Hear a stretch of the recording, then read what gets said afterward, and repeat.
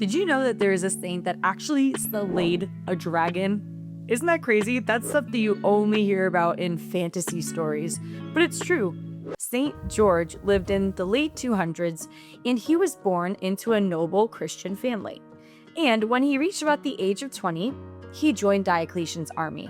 Many of us remember Diocletian. He persecuted many Christians. He gave all the soldiers orders that whenever they see a Christian, they must take them and arrest them, but then every other soldier must sacrifice to the Roman gods. St. George, being a Christian, said that he wouldn't do this. And now Diocletian, because he had already known the family and was friends with the family, tried to get him to convert to paganism.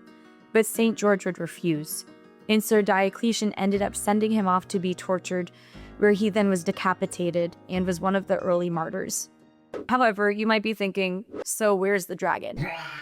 So the dragon story is one of the legends of St. George.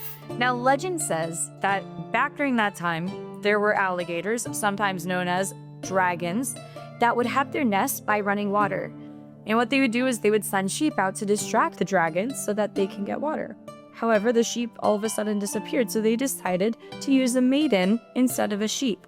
And they drew straws and they ended up choosing the princess.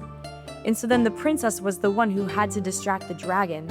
And now before she got devoured, St. George appeared and was able to slay the dragon to protect the princess. So that is the legend of St. George and the dragon. So if you need some mighty strength, call upon St. George to help you slay whatever evil might be in your life. So that's a saint you need to know.